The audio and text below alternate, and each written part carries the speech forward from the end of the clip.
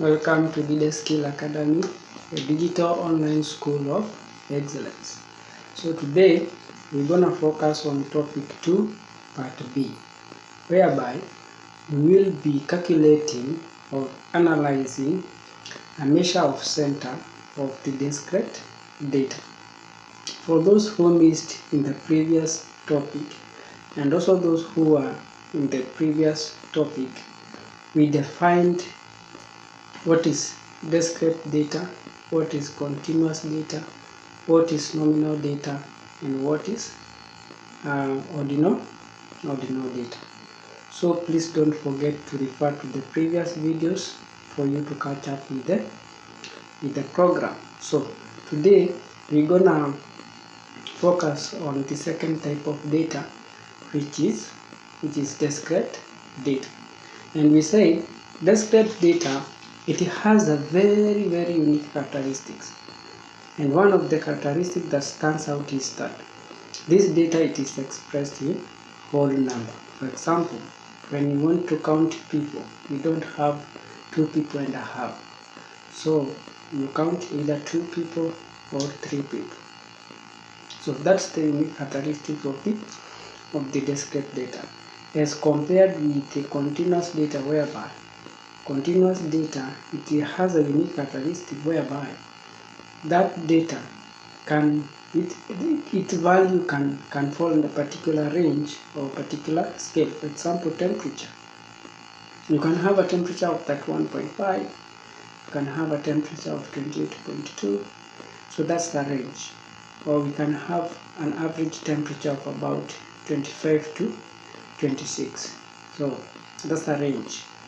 Therefore, today we will specify our calculations on discrete data. And the data represented on our whiteboard, it represents the number of students in a particular situation. Without further ado, let's begin. So, this data here, it is represented in a particular format that is called frequency table format. So frequency table format. So this data is presented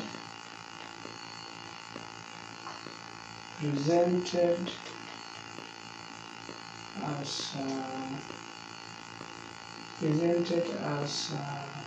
frequency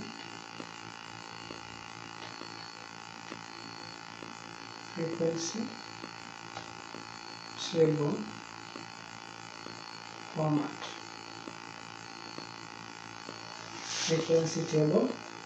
Frequency table format. So today we're gonna analyze this data by a measure of center. And a measure of center here, as I had mentioned previously in the previous videos, so a measure of center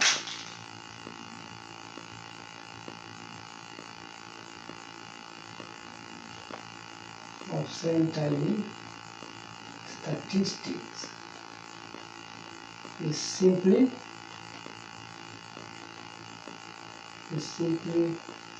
by calculating mean,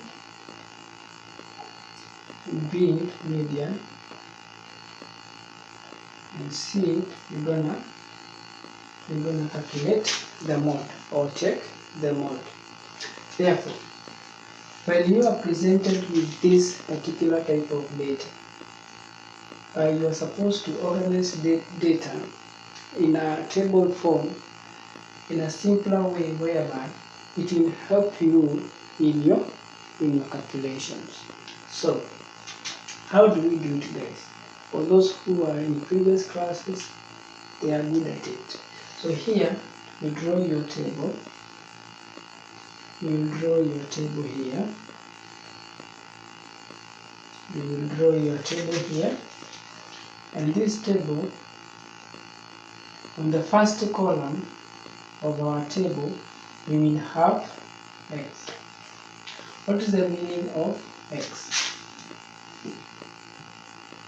X here, it is our it's our measurement. It represents our measurement. And N here is the same as frequency. How often a particular number or a particular measure occurred in a particular situation. For example, 3. It occurred 3 times. So that's the meaning of the frequency on our case. Therefore, on our first case we have 3, whose frequency is 3. Whose frequency is 3. And then we have 5, whose frequency is 3. We have 6, measure 6, it occurred 4 times. Measure 6, it occurred 4 times. And then we have measure 7. We have measure 7. His frequency is 2. Therefore, we are supposed to calculate the mean as our first measure of center. So, mean. How do you calculate mean? Mean is simply the summation of fx divided by the summation of x. Simply, our fx, it is the product of frequency and the average of each class interval. So our x is simply the average of each class interval. Then we have our frequency, how often a particular situation occurred during the data collection. So that is our frequency. And on our case it is n.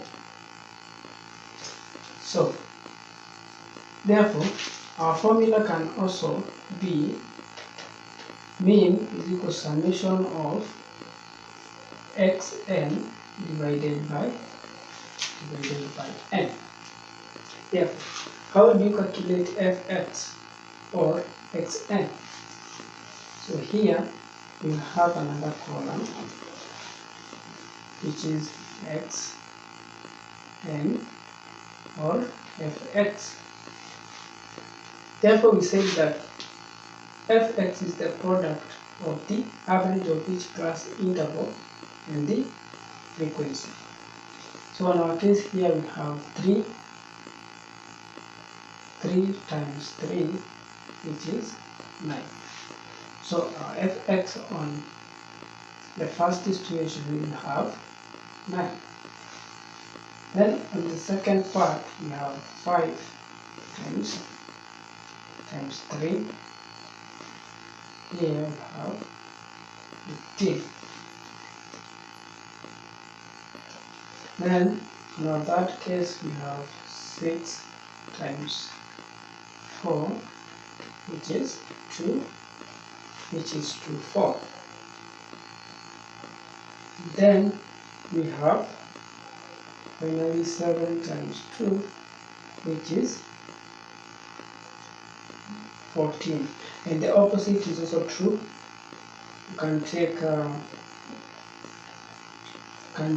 3 times 3, 3 times 5, 4 times 6, and 2 times 7 to give the same figures.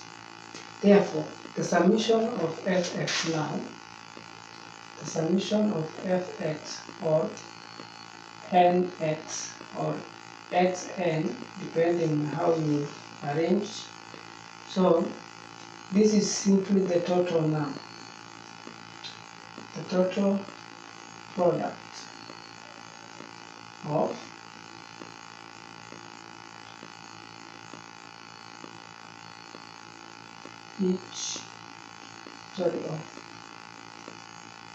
average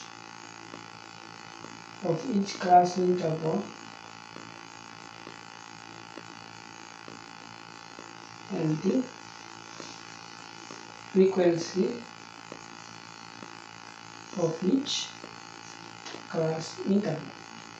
Simply, this means that you multiplied a single frequency for a single class interval average. So on average we have 3, you multiplied with the frequency 3 to get 9. And the second part, you used the average 5 and you multiplied with frequency 3 to get 15. And then you multiplied 6 as your average with 4 as your frequency to get to 4 as your product of fx of that particular class interval. And then finally you had 7 times 2, where you have 14. Therefore, the sum of this column, which is xn or fx, it is what we call the summation of fx, because summation is simply the sum of the total of those figures.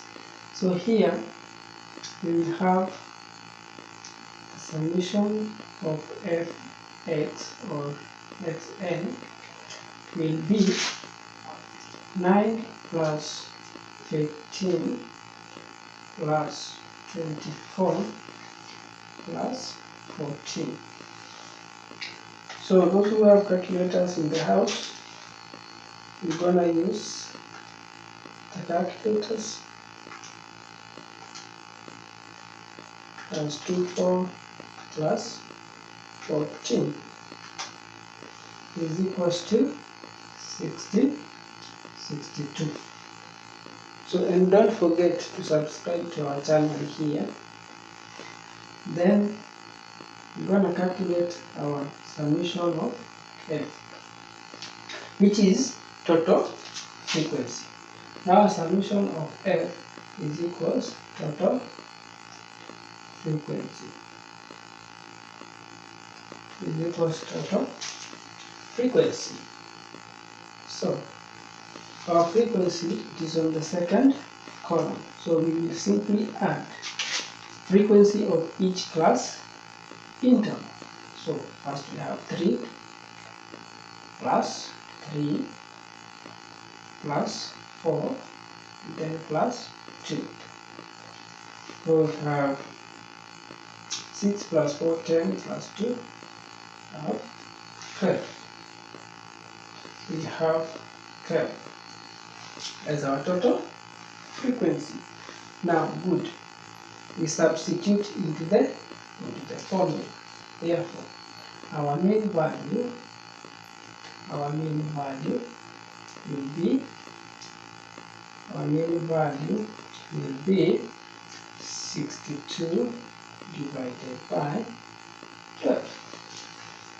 Therefore our answer will be 63 divided by 12, which is 5.17. That is our mean value. Good. Now we're going to move to step B, whereby we're going to calculate the median, also as a measure of center of this data. And don't forget, we are dealing with discrete data. Previously we have been dealing with continuous data. So median.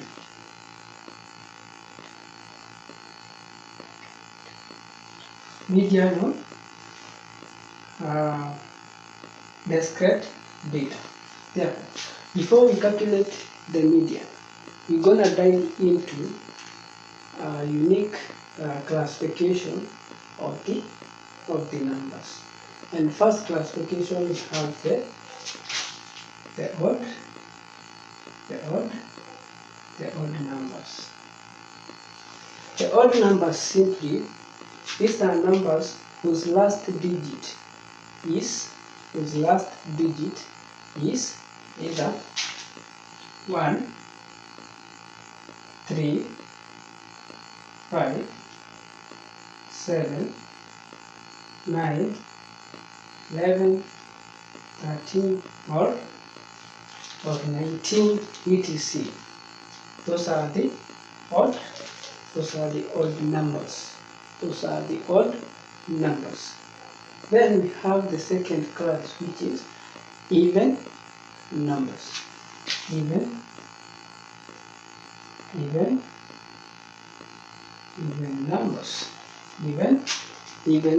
numbers. Even number, it is that number whose last digit is either 2, either 4, either 6, either 8, etc. For examples, odd number 63. That's number 63. The last digit is 3. So 3 is on the odd number class. Then you have the even number, whereby, for example, even number 62. The last digit is 2. The last digit of this number is 2. Therefore, if you compare the two natural numbers, that is 63 and 62, you find there is a difference on the last digit. And then we have the third class, which is the prime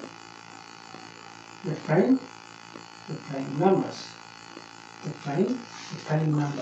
The prime numbers is simply those numbers which has two factors, and one of the factors is either 1 and itself. So it's either 1 and that number itself. So the product of that number with 1 is equals that number itself. So example, we have 1, we multiply by 2 is equals to. Have 1 multiplied by 3 is equals 3. But don't forget that 1 is not a prime, is not a prime number, because there is no any other number before 1. So you cannot multiply 1. You can only multiply 1 with 1 to get 1. But therefore 1 is not a prime number. And then we have 2, which is only the even number. So only the even number that is a prime number. But guys, don't worry. I will make a special class on natural numbers and the classification of numbers. So don't worry. So that is a prime number. And if I miss something out, don't forget to remind me. So therefore, on our case of this data, we have 12 here, we have 62. And therefore, when we are calculating the median, we will need a special column called cumulative frequency column. It is the accumulation of each frequency of each class interval. So on our case here we have 3, that is on the first class interval as our frequency. So 3, there is no any other class interval before 3.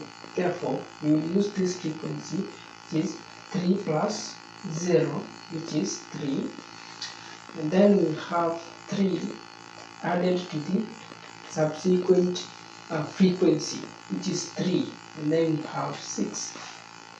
Then here we have 6, the subsequent frequency is 4, we get 10.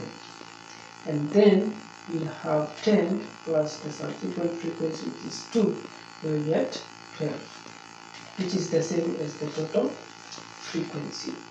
It is the same as the total frequency. Now, on our case we have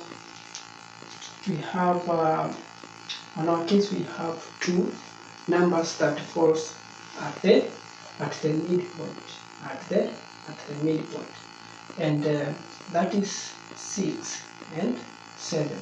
6 and 7, they fall at the middle. So, and because we have even number on our case, we will calculate our median by taking the two middle numbers divided by 2, and therefore what will guide us is the cumulative frequency.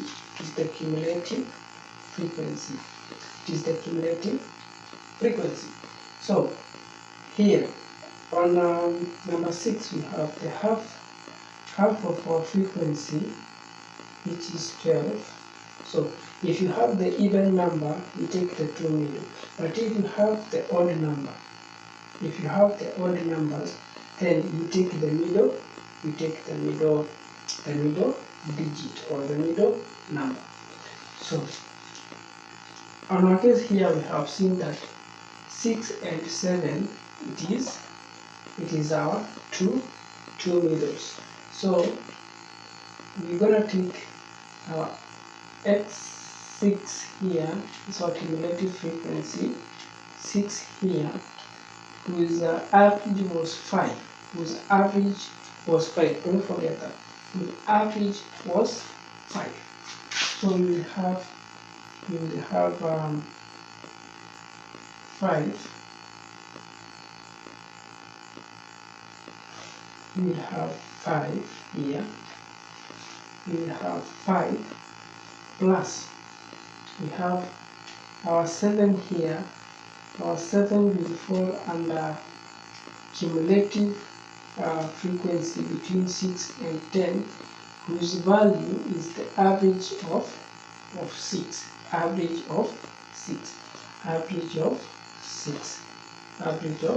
Because these are our two middles within the data set. Then divided by 2. Then our median, which is x5 plus x6 divided by 2, will be 11 divided by 5 plus 6 is 11 divided by 2, which is 5.5. And then finally we have the mode. And finally we have the mode. We have the mode, which is the mode. You can check the class interval with highest frequency, which can guide you. But when you are dealing with the continuous data, you have to use the formula whereby the lower class boundary of the median class is added to the difference between the half frequency of that data less the cumulative frequency of the class before the median class, and then divided by the frequency of the median class multiplied by class size. That one we calculated in the previous video. Therefore, And the median of the continuous data we calculated, the mode, we calculated using the formula lower class boundary of the mode class added to delta 1 with the midpoint of the frequency of the class before the frequency of the class before the mode class, and then delta 2, which is the difference between the frequency of the mode class and the frequency of the class before the mode class. So you can watch the previous videos and you get to learn the formula on mode calculations on the continuous data. So in our case here we have 4, which is the highest frequency of the class interval, whose average was 6. So our most repeated class, or repeated measure on our data was 6, because it occurred 4 times, which is higher than. So the chances of 6 to occur during data collection on our situation, it was high. So we take 6 as our mode, simply because it had that chance to occur so many times compared with the other part of the measures. Thank you for watching, guys. I'm gonna make the same video on those who didn't understand clearly on how to calculate the median on this data, and I will organize this data in a different format whereby we can simply prove and check why I say 6 and 7 is the two midpoints of the even number of our data point. So thank you guys for watching. Let's meet next time.